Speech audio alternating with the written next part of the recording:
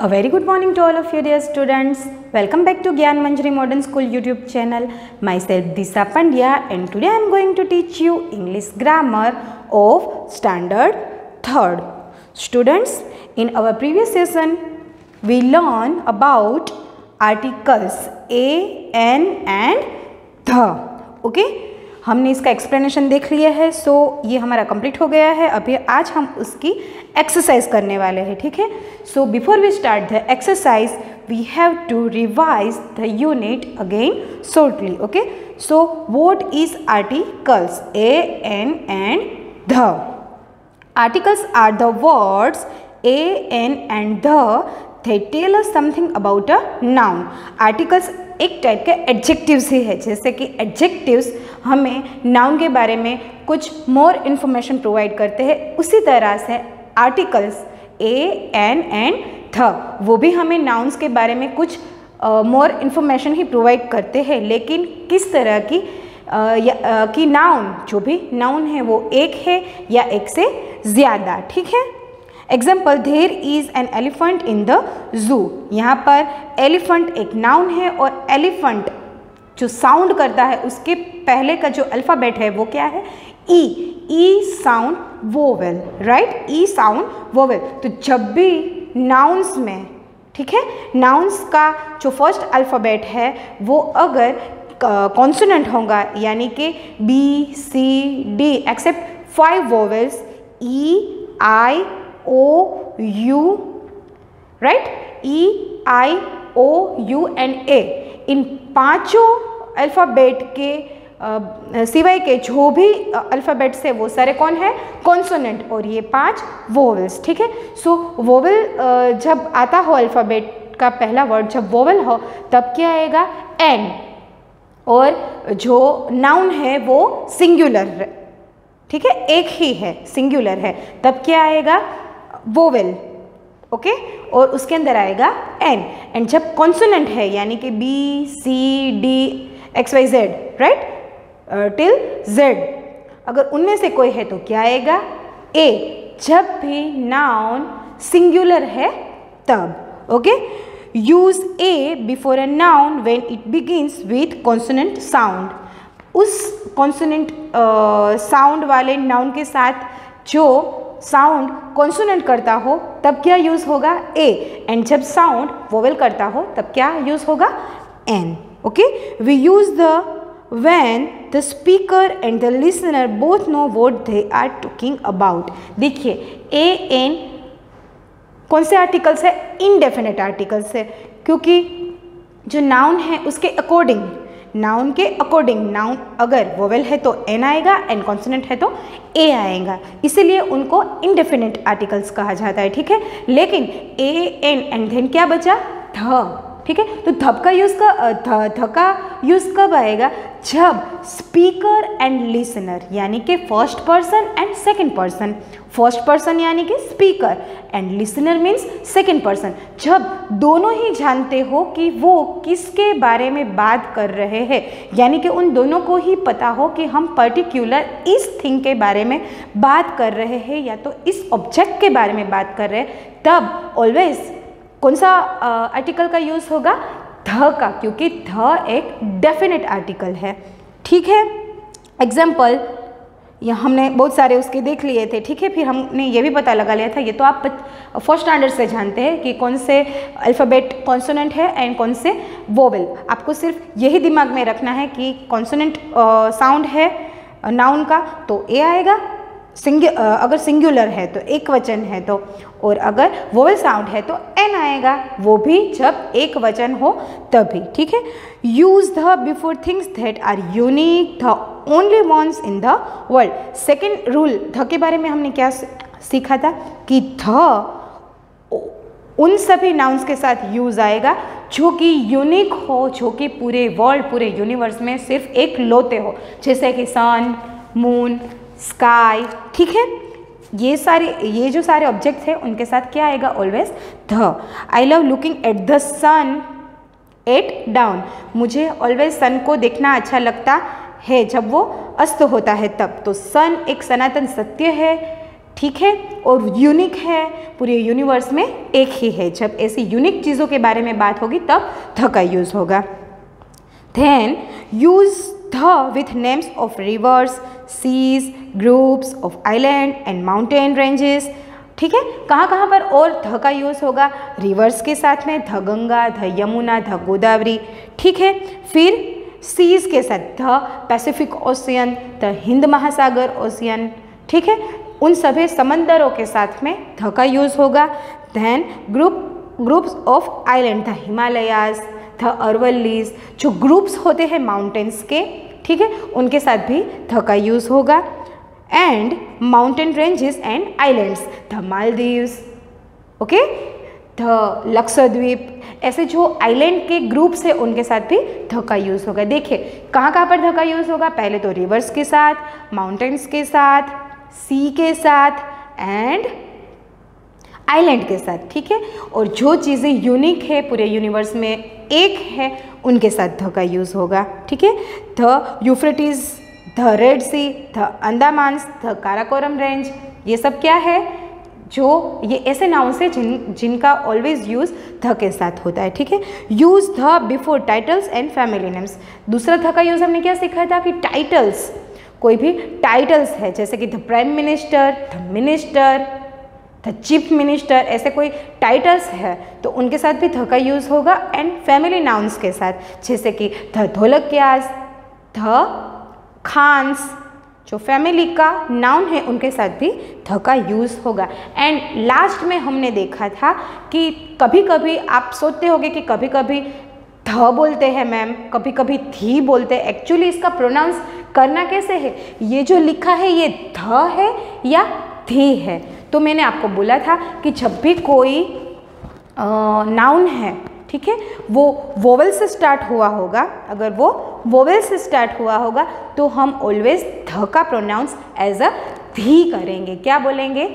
धी। ठीक है, और कोई भी नाउन यूनिक है, सी, रिवर, माउंटेन या फिर आइलैंड, ठीक है, उनमें से कोई एक है, और अगर साउंड कॉन्सोनेंट करता है, अगर कॉन्सोनेंट से वो साउंड स्टार्ट होता है तो हम उसका प्रोनाउंसिएशन एज अ ध करेंगे। ठीक है, सो हमने उसके भी एग्जांपल्स देखे थे। ये सब हमने हमारे लास्ट लेसन में सीख लिया था। सो आज हम इसकी एक्सरसाइज करेंगे। ठीक है, सो रेडी हो जाइए अपने पेंसिल बुक के साथ and find your book and open page number 26, the articles.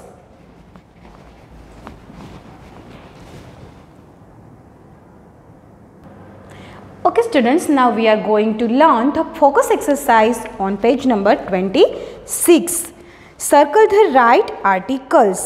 Okay, यहाँ पर 1 to 5 sentences है, ब्रैकेट में a and the आर्टिकल्स है। आपको सही आर्टिकल अकॉर्डिंग टू सेंटेंस क्या है उसे पता लगाकर उसको अंडरलाइन करना है। ठीक है, ओके सॉरी, सर्कल करना है, जो भी करेक्ट आर्टिकल है उसके ऊपर सर्कल करना है। सो हम 1 बाय 1 सारे सेंटेंसेस को रीड करते हैं और देखते हैं कि अकॉर्डिंग टू सेंटेंस कौन सा आर्टिकल इनके लिए सही रहेगा। Alright, so the first sentence is there is insect on my chair. There is insect on my chair, जिसका मतलब है कि वहाँ पर देयर यानी कि वहाँ पर एक इंसेक्ट यानी कि जंतु मेरी चेयर के ऊपर था। ठीक है, सो देखिए यहाँ पर नाउन कौन सा है? इंसेक्ट। नाउन कौन सा है? इंसेक्ट। ओके, और हमें इसके लिए प्रॉपर आर्टिकल का यूज़ करना है। सो हमें क्या पता लगाना है कि ये जो नाउन है उसका जो फर्स्ट लेटर है वो कॉन्सोनेंट है या vowel. So tell me, I either consonant और वोवेल। ऑब्वियसली आई क्या है? वोवेल है। ठीक है, सो ऑलवेज इंसेक्ट एक है, इंसेक्ट का फर्स्ट लेटर वोवेल है, तो धी का यूज़ तो होगा नहीं। ठीक है, तो किसका यूज़ होगा? ए या तो एन का। लेकिन ए का यूज़ तब होता जब नाउन का फर्स्ट लेटर कॉन्सोनेंट होता, लेकिन यहाँ पर नाउन का फर्स्ट लेटर आई क्या है? Vowel. So we can use an. An के ऊपर सर्कल कीजिए and the correct sentence is there is an insect on my chair. Okay, now next, bats can fly easily in dark. Bats can fly easily in dark. और यहाँ पर हमें proper article को choose करना है. ठीक है, सो कौन सा आर्टिकल यहाँ पर आएगा? तो देखिए, पहले हम इसका मतलब जानते हैं. बैट्स यानी कि चमगादड़. चमगादड़ शायद आपने टीवी में या तो फिर कहीं पर भी देखे होंगे, जो उल्टे लटकते हैं पेड़ के ऊपर. ठीक है, उल्टे लटकते हैं. सो चमगादड़ यानी कि बैट्स ऐसे बर्ड्स होते हैं जिनको एनिमल भी कहा जाता है. ऐसे होते हैं जो ओनली रात में देख सकते, दिन को वो देख नहीं सकते, इसलिए वो उल्टे लटकते रहते हैं पेड़ के ऊपर. उनकी विजन पावर है वो नाइट को ही एक्टिव होती है, इसीलिए वो रात को देख सकते हैं. एंड बैट्स आर ओनली ऐसे है जो कि रात को फ्लाई कर सकते हैं, नाइट में डार्क में फ्लाई कर सकते हैं. तो ये थिंग क्या हुई? ये यूनिक थिंग हुई. आपने देखा होगा कि और सारे जो बर्ड्स होते हैं, पिजन, क्रो, पैरॉट, स्पैरोज, राइट, वो शाम होते ही अपने अपने घर पर, अपने अपने घोंसलों में, अपने अपने नेस्ट में चले जाते हैं, क्योंकि उनको रात को दिखाई देता नहीं है. रात को हमें कोई भी बर्ड या तो फिर कुछ भी देखने को नहीं मिलेगा सिवाय चमगादड़ के. सो ये यूनिक है, इनके पास ये जो पावर है ये यूनिक है कि वो रात को भी देख सकते हैं, इसलिए वो फ्लाई कर सकते हैं. सो मैंने आपको बोला था कि जब भी हमें किसी यूनिक ऑब्जेक्ट के बारे में बात करनी हो तब हम ऑलवेज कौन से साउंड का कौन से आर्टिकल का यूज़ करेंगे? ध का.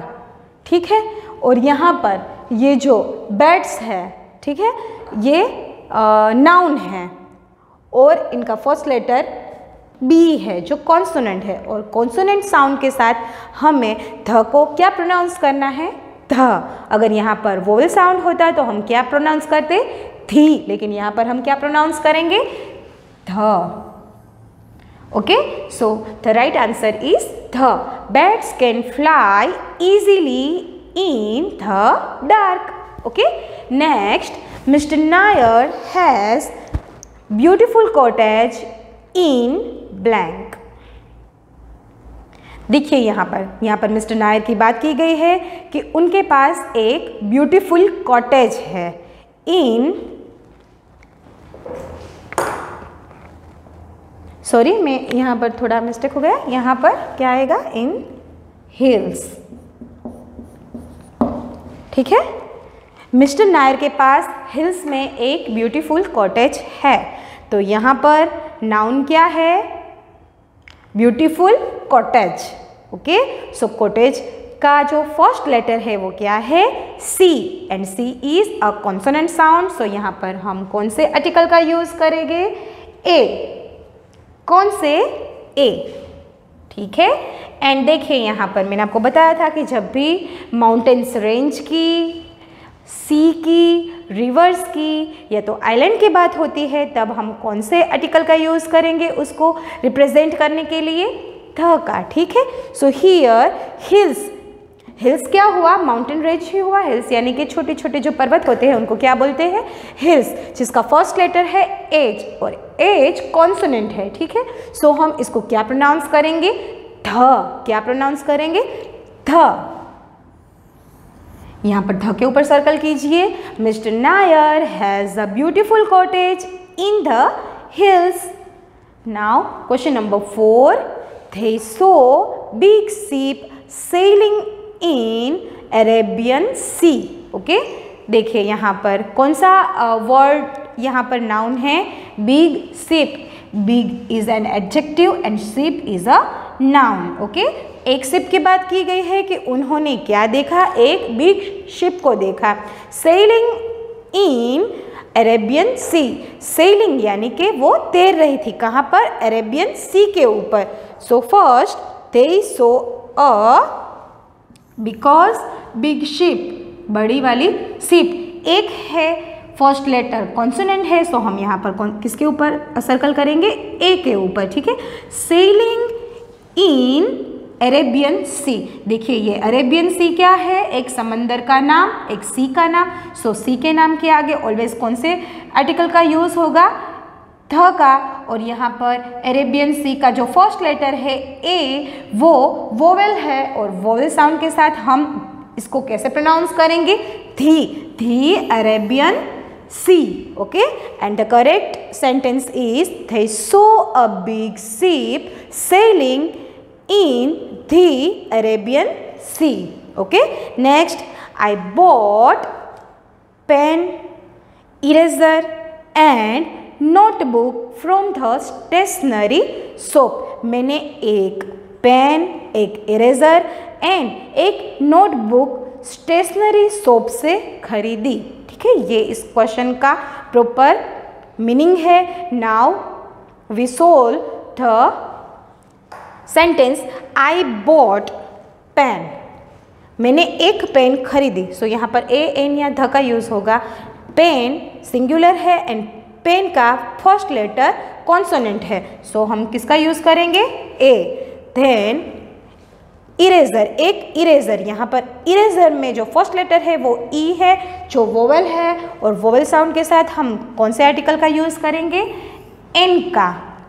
Next and notebook from the stationery shop. देखिए मैंने आपको बोला था कि जब भी स्पीकर एंड लिसनर, यानी कि जो बोल रहा है वो और जो सुन रहा है वो, उनको ऑब्जेक्ट के बारे में पता हो कि हम किसके बारे में डेफिनेटली बात कर रहे हैं, जो डेफिनेट हो, जो क्लियर हो, तब उस ऑब्जेक्ट के साथ में ऑलवेज ध का यूज होगा। ठीक है, सो यहाँ पर मैंने स्टेशनरी शॉप में जाकर स्टेशनर जो बेचने वाला है उससे पेन खरीदी। मैंने उसको क्या बोला कि भाई मुझे पेन दो, और उसने मुझे pen the.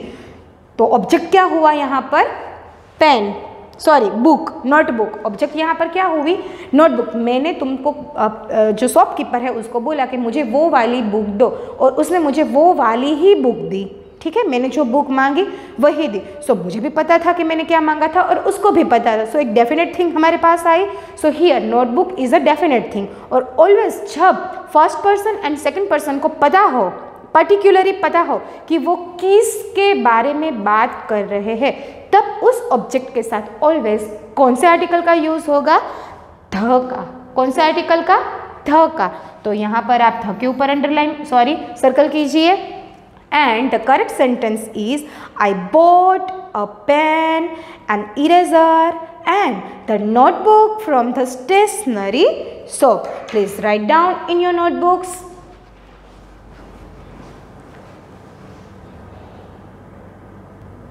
Okay students, now we are moving forward to our next practice exercise. Okay, so here in practice exercise question number A is A, fill in the blanks with the correct articles.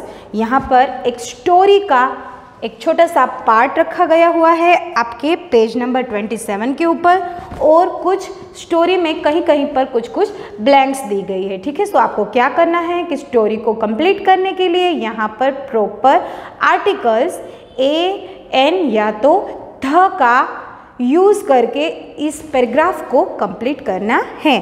ठीक है, सो हम read करते हैं पहले तो। Skippy was baby squirrel, he live in oak tree with his family. There was tall building nearby. There was family of pigeons in building. Pigeons sat in oak tree all day long. Skippy liked to run about on branches and hide among leaves of tree.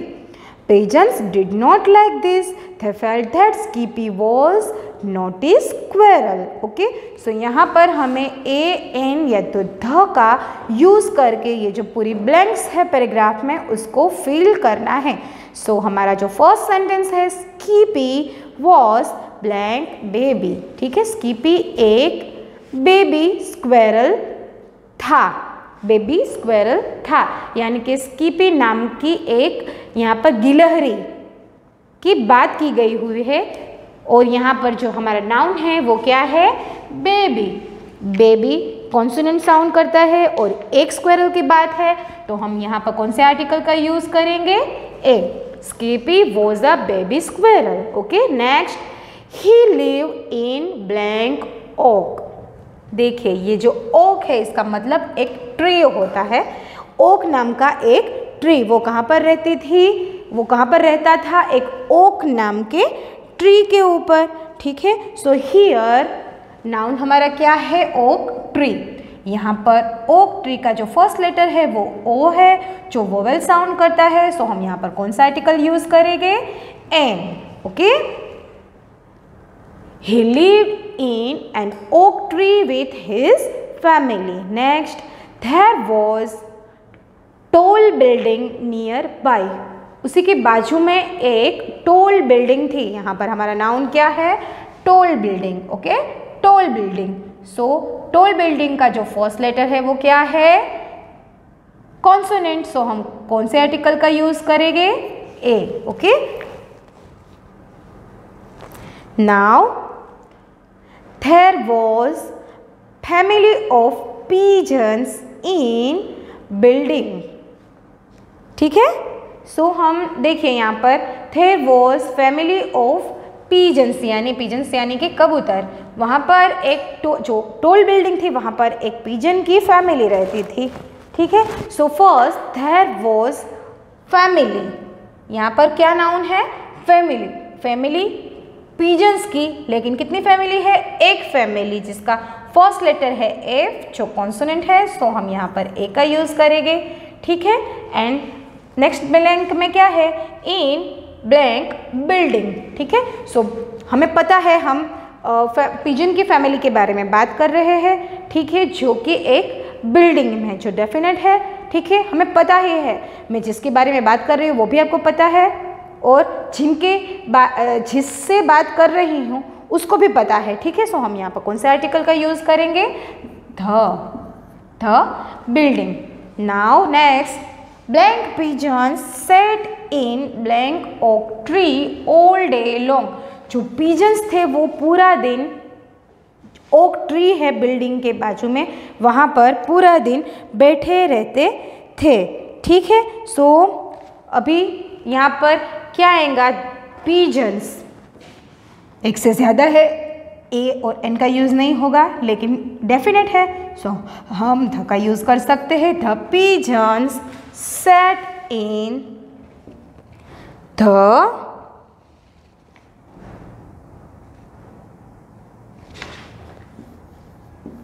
Okay tree all day long.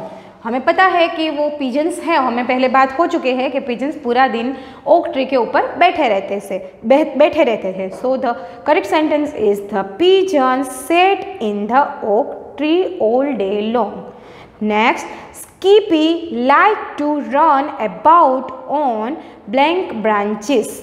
ठीक है, यहाँ पर क्या बात की गई है कि ये जो स्कीपी है, ठीक है, ये जो स्कीपी है वो पूरा दिन जो पेड़ है उसकी ब्रांचेस पर, Skippy like to run about on branches and hide among blank leaves of blank tree. देखिए यहाँ पर 3 ब्लैंक्स है, तो जो हमारी फर्स्ट ब्लैंक है कि Skippy like to run about on branches. Branches plural है, लेकिन ते है कि भाई वो ब्रांचेस के ऊपर दौड़ते रहती थी। तो हम कौन सा आर्टिकल का यूज करेंगे? थ। And hide among leaves. ठीक है, लीव्स भी प्लूरल है, सो हम कौन से आर्टिकल का यूज करेंगे? ध का। The leaves of the tree. किसके लीव्स के ऊपर? ट्री के लीव्स के ऊपर छुपती रहती थी, दौड़ती रहती थी। ठीक है, next, blank pigeons did not like this. Pigeons को ये बिल्कुल अच्छा नहीं लगता था। कौन से आर्टिकल का यूज होगा? The pigeons did not like this. They felt that Skippy was blank squirrel. वो ये सोचते थे कि ये जो स्कीपी नाम का जो स्क्वेरल है वो क्या है? नोटी, यानी कि बहुत शरारती। हियर नोटी स्क्वेरल, स्कीपी के बारे में बात की गई है, वो एक है। नोटी स्क्वेरल का जो साउंड है फर्स्ट लेटर वो कॉन्सोनेंट साउंड करता है, सो हम यहाँ पर कौन से आर्टिकल का यूज़ करेंगे? A. Right, now right down in your books.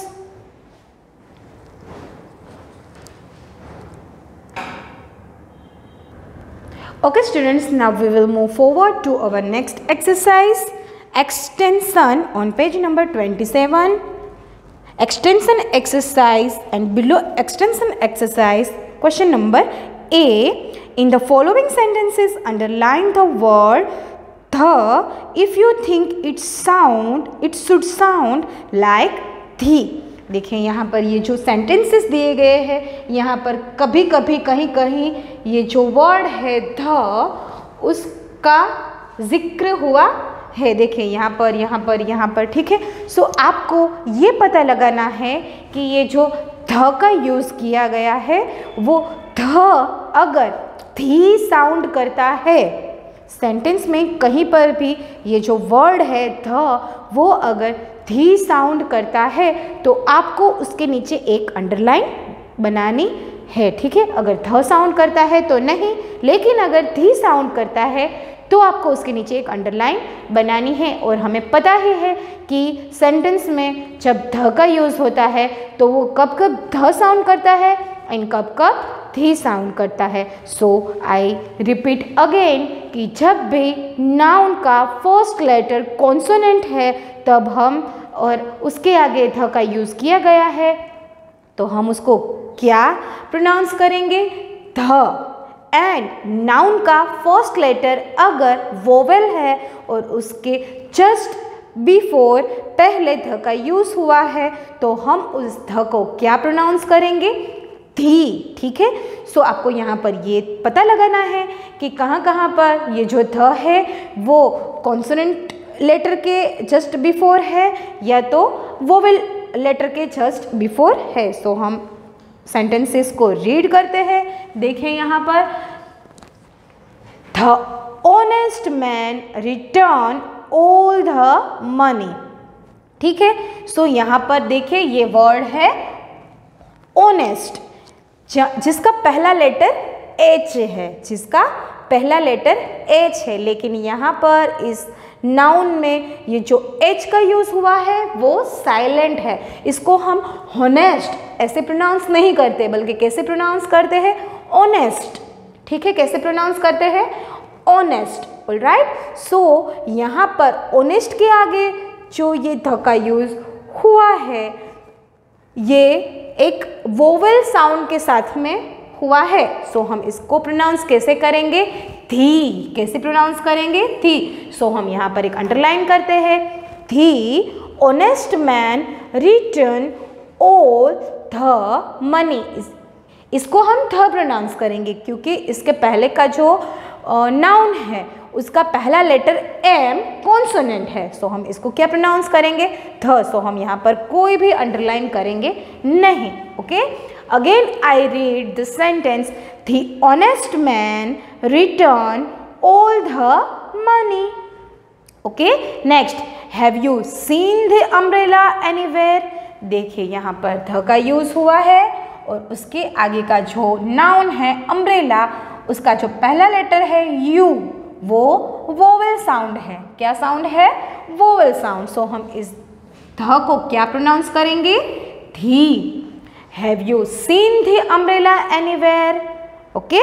Next, I open the refrigerator and टूक आउट द एग्स। देखिए यहाँ पर ध का इस्तेमाल 2 टाइम्स हुआ है, पहले the refrigerator and then the eggs. Refrigerator means fridge. In simple language हम रेफ्रिजरेटर नहीं बोलते, हम क्या इस्तेमाल करते हैं? Fridge, okay.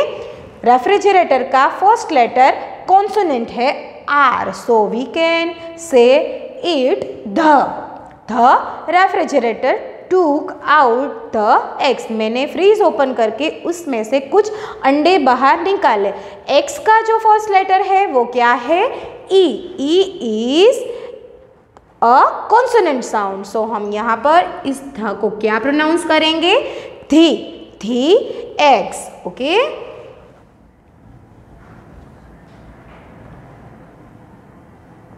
Next, I found the cat in the orchard. Okay देखिए यहाँ पर आई फाउंड ध का इस्तेमाल 2 बार हुआ है, लेकिन फर्स्ट वाला जो ये ध है वो सी एक कॉन्सोनेंट साउंड है, सो हम इसको क्या प्रोनाउंस करेंगे? ध। और कार्ड में जो फर्स्ट लेटर है ओ वो क्या है? वोवेल, सो हम इसको क्या प्रोनाउंस करेंगे? धी। और धी प्रोनाउंस वाले आर्टिकल को हमें अंडरलाइन करना है। I found the cat in the orchard. Okay next, this is the final question in the exercise. यहाँ पर भी ध का इस्तेमाल 2 टाइम्स हुआ है, लेकिन ये जो फर्स्ट वाला ध है वो फाइनल के आगे, फाइनल में एफ कॉन्सोनेंट है, सो हम इसको क्या प्रोनाउंस करेंगे? ध। एंड नेक्स्ट, ये वाले ध का इस्तेमाल एक्सरसाइज के आगे, और एक्सरसाइज का जो फर्स्ट लेटर है ई वो क्या है? वोवेल, सो हम इसको क्या प्रोनाउंस करेंगे? धी। This is the final question in the exercise. So here our exercises of unit number 9 articles a, an and the is completed. Okay students, so today's your homework is write down this exercise in your notebooks or your grammar book. All right. So here I am going to end this session. See you in the next class. Till then, stay home, stay safe. Goodbye.